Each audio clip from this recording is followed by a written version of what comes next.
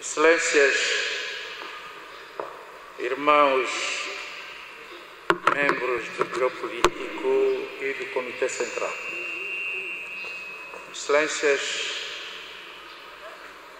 membros da comunicação social aqui presente. Em primeiro lugar, gostaria de agradecer, portanto, a vossa presença aqui para este ato singelo. Singelo porque, pelos tempos que correm, é um ato de militantismo da direção do partido. Não é um ato à dimensão do Walter Roberto, mas é um ato de reflexão, é um ato de recordação, portanto, daquele que foi Álvaro Walter Roberto. Tínhamos sido proposto que fizéssemos uma palestra, portanto, sobre a vida e a obra de Walter Roberto. Mas, considerando que nos tempos de pandemia que corre agora, estamos restritos e confinados a um limitado número de pessoas na sala, uma palestra, em primeiro lugar, levar-nos-ia muito tempo. E, em segundo lugar, teríamos de ter uma audiência importante, porque iríamos dizer coisas importantes também. Preferimos, portanto, uma mensagem. Hoje, 45 anos depois, que faremos no dia 11 de novembro da independência de Angola, a história do nosso país continua a ser escrita como história dos vencedores. Não como a história do povo de Angola que lutou para se libertar realmente, mas a história de vencedores contra os vencidos. Quem tem o poder faz a história que quer. Quem tem o poder constrói a pátria que quer. Quem tem o poder fará a nação que ele quer fazer. E não podia ser o contrário. Na história da humanidade foi sempre assim. Mas tratando-se da história, nós aprendemos nas universidades que a história, para ser verdadeira e científica, ela tem que ser escrita no horizonte. A história que a geração atual aprendeu, está a aprender, é a história escrita pelos protagonistas. Como se diz na gíria, cada um puxa a brasa para a sua sardinha. Mas como patriotas que somos, caros irmãos, ilustres convidados que aqui presentes, nós temos que fazer tudo para estarmos na linha científica das coisas, para não enganarmos as gerações. Quando nós assistimos homenagens aqui dentro deste país, de personalidades até de um comportamento duvidoso durante o tempo colonial, e são, portanto, considerados como aqueles que deram tudo, mais alguma coisa. Pergunta-nos a nós, que temos a idade que temos, e que o colonialismo deixou-nos na casa dos 30, 40 anos. Participamos do colonialismo. Sofremos do colonialismo. Somos também um testemunho ocular dos que lutaram, dos que traíram e aqueles que, de facto, toda a vida foram sempre traiçoeiros. Ninguém tem a verdade, eu também não tenho. Mas cada um de nós deve colocar na história do nosso país aquilo que é mais ou menos consentâneo com o sofrimento do povo. Aquilo que de facto, pois que falamos da unidade nacional, aquilo que atrai de facto a reconciliação, a unidade nacional. A pátria que se constrói agora é a pátria de algumas pessoas, é a pátria de algumas famílias, é a pátria daqueles que caíram na graça do colonialismo português e conquistaram o poder. Ainda não é a pátria de todos os angolanos. Desculpa que diga isso. E quem está no poder quer fazer o seu caminho, destruindo todos aqueles que lutaram para a independência da Angola. Mas, irmãos, isso faz-nos rir, porque as gerações futuras vão cobrar. As gerações que virão vão cobrar, vão cobrar. Resistam hoje às minhas palavras, para aqueles que Deus der mais vida, verão. As gerações futuras vão cobrar. Excelências, falar de Oldenroberto, no dia 12 de janeiro, vamos fazer uma palestra. Eu já fiz algumas sobre a vida e obra de Oldenroberto. Mas hoje não vos quero cansar. Não é de palestra que se trata, trata-se de uma mensagem. De uma mensagem. Portanto, eu passo a ler esta mensagem. O 2 de agosto de 2020, Álvaro Oldenroberto, líder histórico da Frente Nacional de Libertação de Angola, em vida teria 97 anos de idade. Se vivesse hoje, teria 97 anos de idade. A lei da vida humana, porém, chamou-lhe e nos deixou na data que comemoramos hoje o seu desaparecimento físico, dia 2 de agosto de 2007, às 18 horas da tarde. Desapareceu o grande patriota. Nesta data que comemoramos, portanto, os 13 anos do seu passamento físico, do seu passamento físico para a eternidade, a direção do partido organizou este singelo encontro para render homenagem a este filho, não só de Angola, mas também um dos artífices do movimento da história de libertação do continente africano do jugo colonial. Álvaro Oldenroberto é a figura de proa na luta de libertação nacional, imbuído nas doutrinas do panafricanismo. Ele foi o primeiro angolano em nome, o primeiro angolano que, em nome da União das Populações de Angola, então conhecido com o nome da UPA, a participar, portanto, na Conferência de Todos os Povos Africanos, que teve lugar de 6 a 12 de dezembro de 1958, onde se distinguiu pelas suas intervenções sobre a situação colonial em Angola. Pela primeira vez, devemos ressaltar isto, que um angolano aparece numa conferência internacional e falar da independência da África.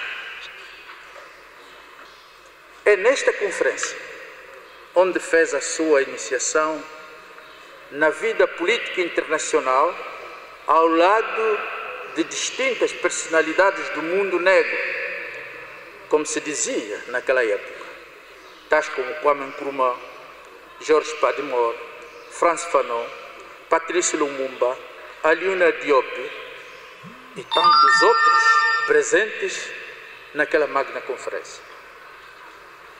Eram as personalidades da libertação de África. É só para vos dizer que Angola é um caso um bocado estranho. Vocês já estudaram a Alioune Diop nas universidades de Angola? Já estudaram o Patrice Lumumba nas lições das universidades de Angola? Já estudaram Frantz Fanon, o que ele fez, o que deixou de fazer? E mesmo Nkrumah,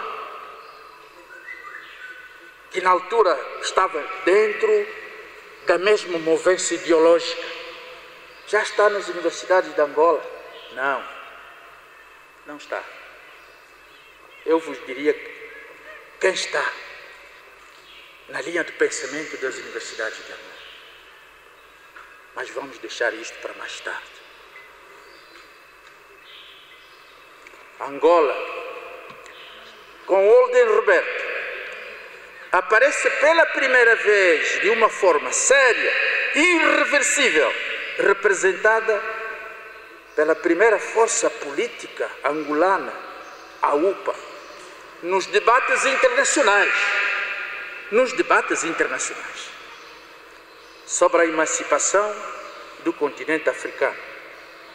Álvaro Oldenroberto foi, portanto, o primeiro filho de Angola a traçar o caminho da ruptura com o colonialismo como única forma de se atingir a independência.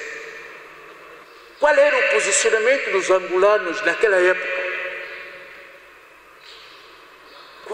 Como é que os angolanos se posicionavam? O que é que vai dar força a Oldenroberto nesta conferência? Porque é a única figura que diz que não, para Angola é a independência a única coisa. Não vamos tratar de outros, mas a independência e a ruptura total com o colonialismo português é a única salvação para Angola. É o único. Os outros que hoje são condecorados, muitos deles, que já têm monumentos edificados em todo lado, louvados, nem sequer queriam ouvir falar da independência de Angola. Nem sequer queriam ouvir falar da independência de Angola. Sustentava-se naquela altura a ideia de que, como nos Estados Unidos,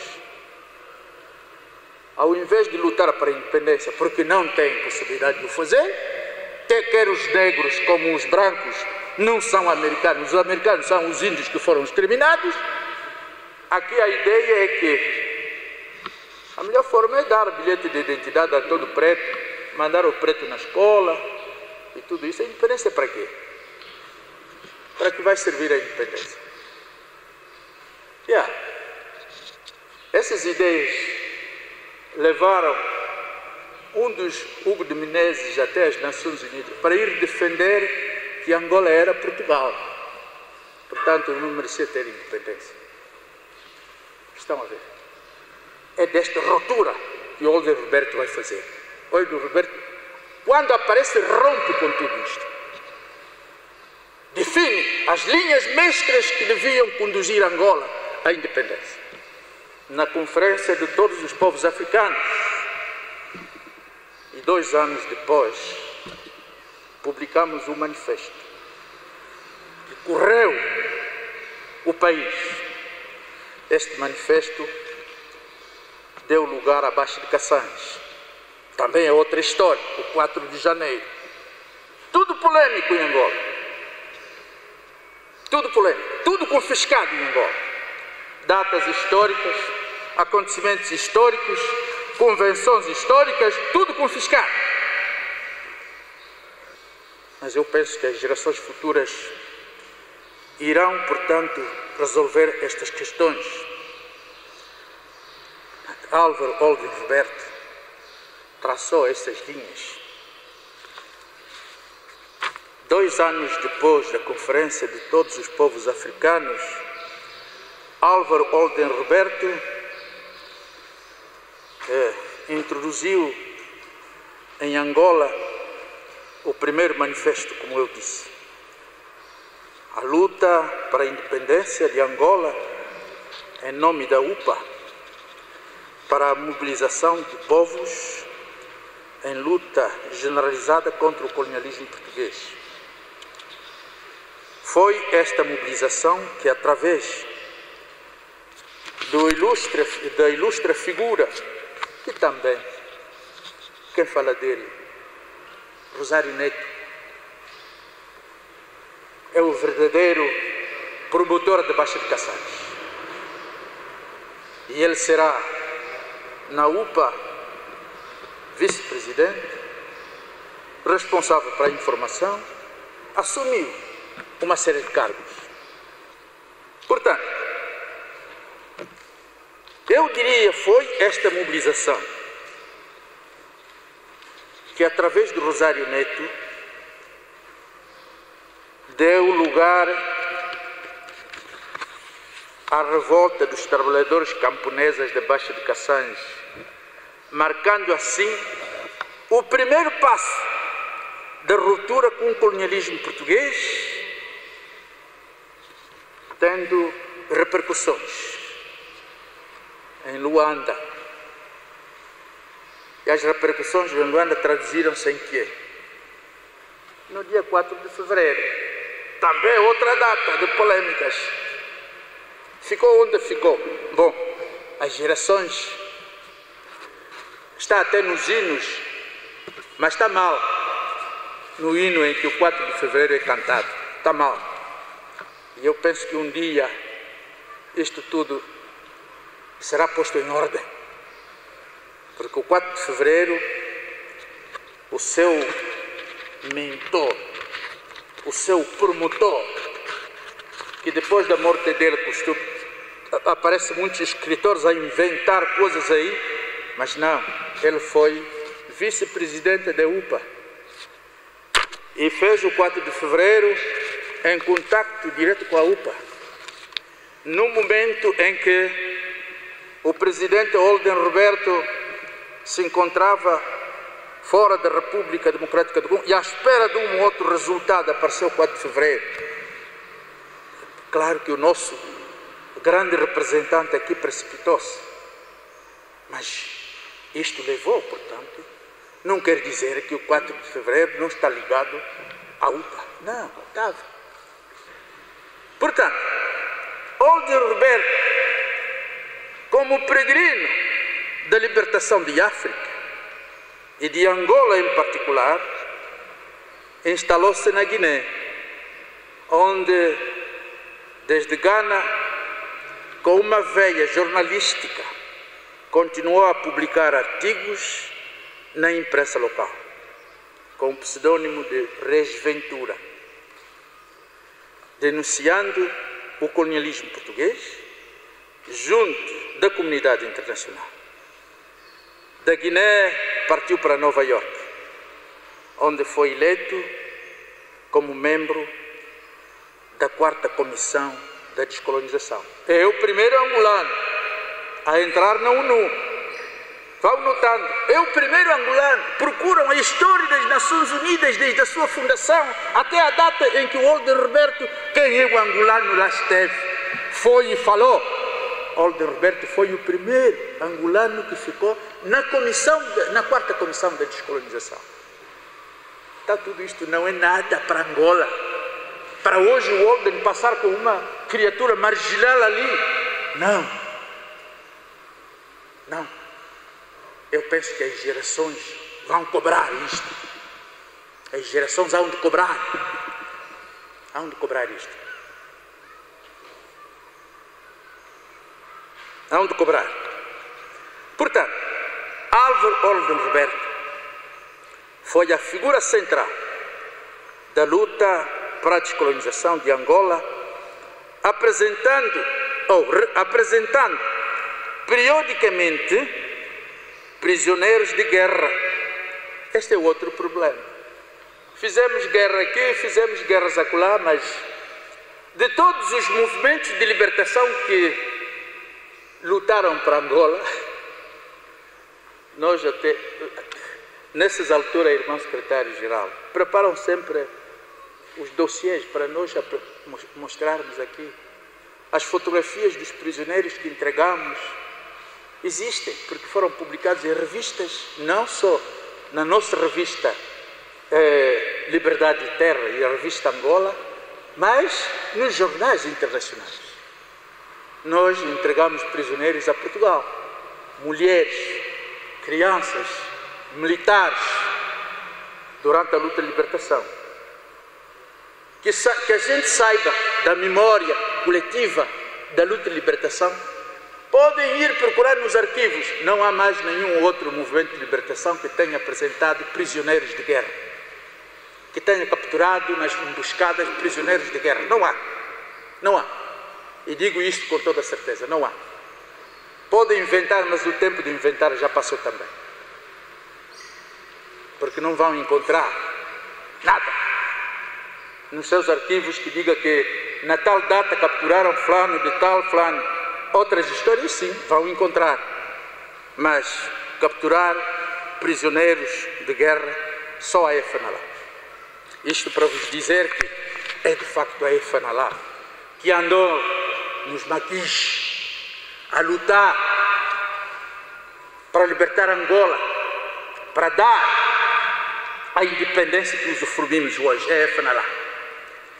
Daí a razão porque nós sempre fizemos o apelo.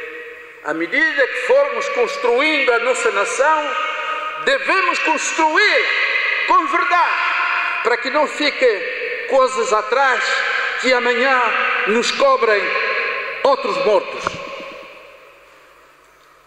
Portanto, caros irmãos, esta é a nossa opinião. Na luta de libertação há muitas opiniões por aí.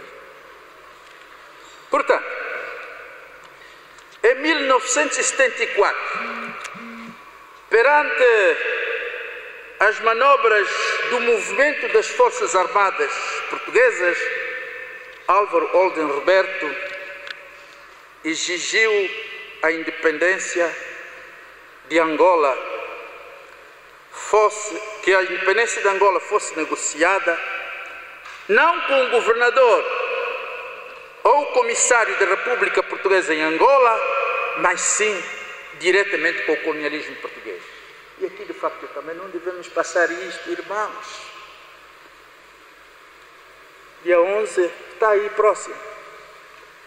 Como é que nós chegamos até lá, no dia 11? Eu, vosso irmão que está aqui presente, que está a vos falar,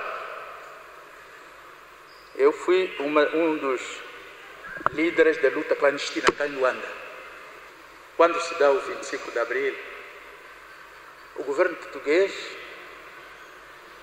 não tinha em mente o projeto da independência. Spínola publicou o seu livro Portugal e o Futuro, que foi o best-seller, quer dizer, o livro lido da época, para toda a gente.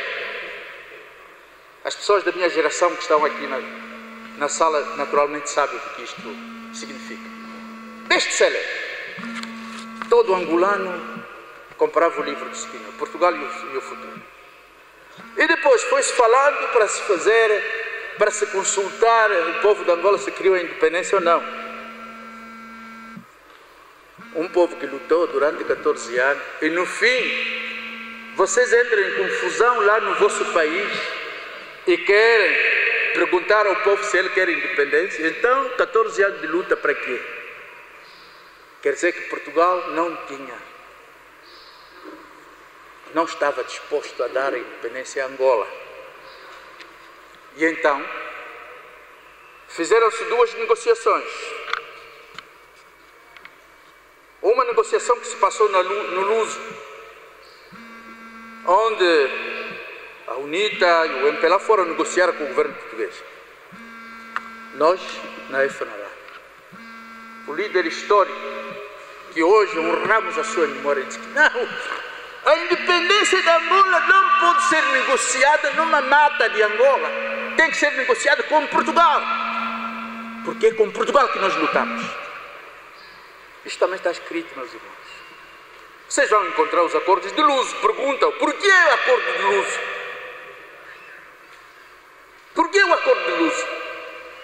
Devem se perguntar, jornalistas de investigação, jornalistas de progresso científico, por que o acordo de Luso? Nós exigimos que Portugal fosse negociar conosco. É assim que uma delegação sai de Lisboa para Kinshasa, dirigido pelo general Fontes Pereira de Melo, que foi o chefe da Casa Civil, da Casa Militar do presidente da República Portuguesa, general Costa Gomes. É assim que surgem os acordos de Kinshasa entre a FNLA e o governo português no dia 11 de outubro de 1974. Os acordos de Kinshasa surgem assim, porque não quisemos ir.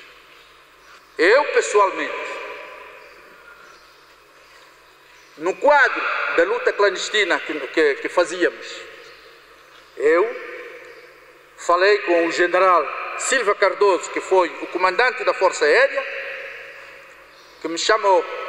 Mas o Silva Cardoso não era comunista. E ele disse, vocês têm que fazer cuidado com os comunistas, porque querem entregar a independência ao MPLA. É o general Silva Cardoso que me está a dizer isto, no gabinete dele, ali na Força Aérea, ali no quartel-general das Forças Armadas Angolanas. Não é aqui no Rio, ali, lá em cima, na Cidade Alta. Recebeu-me para saber se o presidente Olden Roberto em Kinshasa podia receber pessoas. Disse que por que não? E porque eu também, que estou-vos falando aqui, vosso irmão, quando Antônio de Almeida Santos vem contactar os movimentos de libertação angolanos, eu fui portador de uma carta que foi publicada no Jornal de Angola. Procurem os jornais de Angola naquele tempo. Vão encontrar uma carta, portanto, do grupo clandestino da FNLA em Luanda, que foi publicado no Jornal de Angola, naquela altura, o jornal da província de Angola. Eu fui o portador daquela carta, do meu grupo. Conversei com o Dr. Antônio de Almeida Santos, e eu propus que o nosso líder histórico, Álvaro Olden Roberto, exige que as negociações sejam feitas em Kinshasa ou em Lisboa, porque Angola foi colonizado pelos portugueses e os seus acordos não podem sair das matas de Angola. Temos que negociar com o governo português. Nós tínhamos esta ligação. O capitão Martins, que era do PIME, Polícia Militar do Exército, estava a ver, nós tínhamos lá o nosso irmão, que hoje anda muito doente, o Miguel Sebastião, anda muito doente. Nós tínhamos lá, era o nosso elemento da ligação naquela altura, entre Kinshasa e os portugueses. Então temos problemas em Angola, temos problema do pensamento, problema da história, problema, enfim, de todo tipo, problemas até da filosofia política que deve governar Angola. Qual é esta filosofia política para Angola de amanhã? Andamos à procura, mas é necessário. Estamos sempre a deixar escapar as coisas. Portanto, caros irmãos, para terminar esta minha mensagem, diria que Álvaro Olden Roberto é uma figura que deve fazer parte do livro do ouro de todos aqueles que libertaram Angola, todos aqueles cidadãos anônimos, muitos deles não conheciam mesmo quem eram os presidentes dos movimentos de libertação. mas ofereceram o seu sangue em nome da nossa pátria. Eu só quero também marcar aqui nesta mensagem consagrada a Olden Roberto que o aparecimento do PJC, da Frelimo, qual é o outro? Esses partidos dos outros países colonizados por Portugal, graças, portanto, à ruptura que nós fizemos com o colonialismo português. E eles que estavam com as doutrinas de que não se pode fazer a luta sangrenta, porque a luta sangrenta finalmente não se pode bater o branco, porque não sei o quê, não sei quantos mais. No fim eles convenceram-se que finalmente a luta sangrenta era necessária. Por que era necessária a luta sangrenta? Porque o colonialismo foi sangrento também. Se o colonialismo foi sangrento, o que vai libertar Angola é uma luta sangrenta. Foi o que fizemos. E o tempo deu-nos razão. Sem a luta sangrenta não haveria independência em Angola. Estaríamos como as Martinicas que estão no jugo francês, as Polinésias, que são territórios franceses, como as Ilhas Salomão, que são territórios ingleses. É o que nós seríamos hoje. Eu penso que as gerações passam. Mesmo se há ingratidão nas gerações atuais, as gerações futuras vão reparar esta ingratidão. Muito obrigado, irmãos, pela atenção de todos.